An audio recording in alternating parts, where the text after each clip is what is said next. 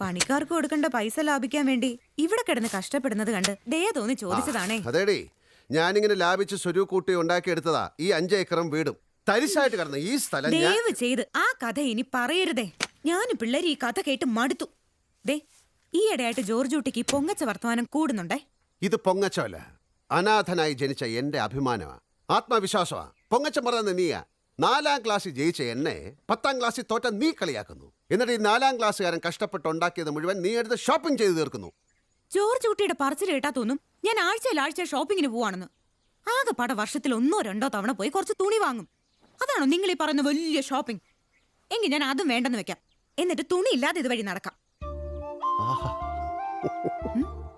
എന്താ ഇത്ര ഇളിക്കാൻ? ഞാനിങ്ങനെ ആലോചിക്കായിരുന്നു, എന്ത് നീ ഒരു തുണിയില്ലാതെ ഇവിടെ ഇങ്ങനെ കറങ്ങി നടക്കുന്നത്. ഇങ്ങനൊരു വൃത്തികെട്ട മനുഷ്യൻ നിങ്ങളോട് സംസാരിക്കാൻ വന്ന എന്നെ പറഞ്ഞാ മതിയല്ലോ. ഇടി, എല്ല് മുറിയെ പണിതാ പല്ല് മുറിയെ തിന്നാം. എനിക്കിപ്പോ പല്ല് മുറിയെ തിന്നണ്ട. അതാണ്